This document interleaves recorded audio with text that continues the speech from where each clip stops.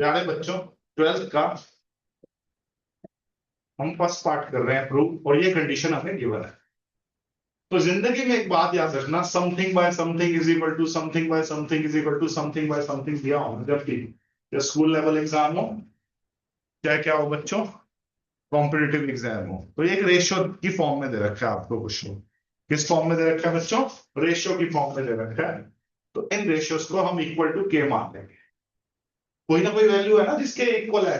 पता नहीं 5/6 है, 7 हो, 9/8 हो, हमें नहीं पता क्या है वो के, और ना ही हमें इस क्वेश्चन में जरूरत है। हाँ, तो मैंने उसको के मान लिया। ये सुनो, अब बताओ, log a upon Y minus Z अगर के है तो log a की वैल्यू क्या आई बताओ? K into Y minus Z. log a की वैल्यू क्या आई? K into Y minus Z. Same logic से मुझे log b की वैल्यू बताओ। दिस बाय दिस भी तो के इक्वल है, तीनों आपस में इक्वल है, तो मैंने के इक्वल माना। तो log b की वैल्यू बताओ, शाबाश। log b की वैल्यू क्या है? के into Z minus x. Similarly log c की वैल्यू बताओ, के इंटू एक्स माइनस। ठीक है भाई, समझ आ गया? ओके। प्रूव क्या करना है, पहला पार्ट कर रहे हैं बच्चों अभी। प्रूव क्या करना है? ए की पावर एक्स, बी की पावर वाई और सी की power Z equal to 1 prove करना है। ठीक है, तो अगर मैं दोनों तरफ लॉग ले लूं, क्या ले लूं बच्चों? लॉग। टेक ही लॉग बोथ साइड्स। इस चीज का लॉग लिया तो उसका भी लॉग लिया। अगर ये 1 के इक्वल प्रूव करना था तो दोनों तरफ लॉग लेने पे log 1 क्या होता है बोलो?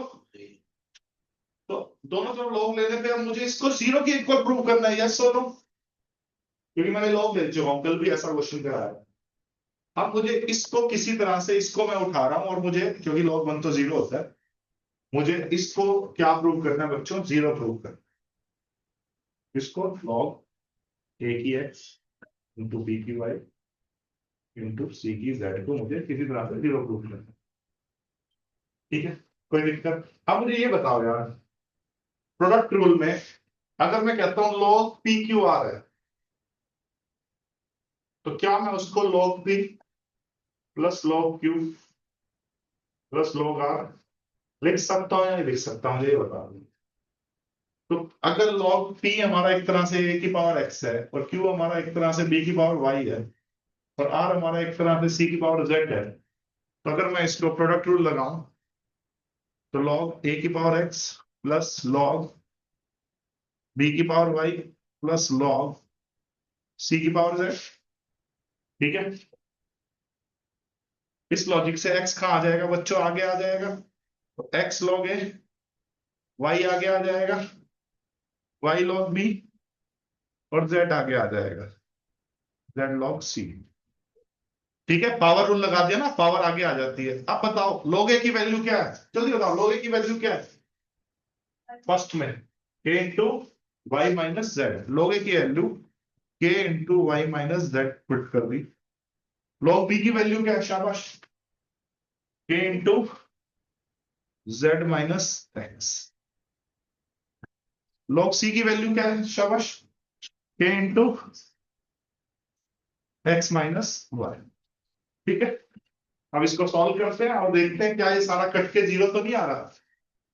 ये x के तो बाहर है, y से मल्टीप्लाई हुआ, x के बाहर है, z से मल्टीप्लाई हुआ, माइनस x के z, y के z से मल्टीप्लाई हुआ, y के x से मल्टीप्लाई हुआ, माइनस y के x, z के x से मल्टीप्लाई हुआ, z के x, z के y से मल्टीप्लाई हुआ, z के y। अब देखो कुछ है x के y प्लस में और x के y माइनस में कहीं दिखाई दे रहा है? ये रहा, मैं ये रेड रेड वाले मैंने काट दिया, एक्स के वाई काट दिया, और देखो क्या कट रहा है, शाबाश, माइनस एक्स के जेड और प्लस एक्स के जेड, ये देखो ग्रीन वाले कट गया। और देखो क्या कट रहा है, प्लस का वाई के जेड, ये देखो ये ना, और माइनस का जेड के वाई, एक ही बात है, तो कट पिट के क्या आ गया? ये 0।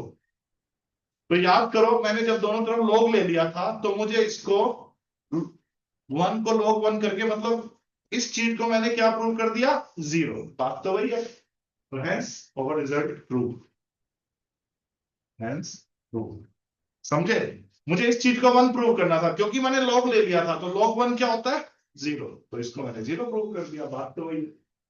तो फाइनली ये आ गया समझ, मतलब इसका log जीरो है, तो ये चीज क्या होगी, अगर आप नेक्स्ट स्टेप भी दिखाना चाहते हो, अगर आपको लगता है कि नहीं सर ऐसे नहीं करना हमें, तो एक स्टेप और कर देना, सर इसका log जीरो प्रूव हो चुका है, सर इसका log जीरो प्रूव हो चुका है। तो किसी चीज का log जीरो कब होता है, जब वो खुद क्या हो, 1। ए की पावर एक्स इंटू बी की पावर वाई इंटू सी की पावर जेड क्या प्रूव हो चुका है बच्चों, 1 भी प्रूव हो चुका है। अब समझ आ गया अच्छे से।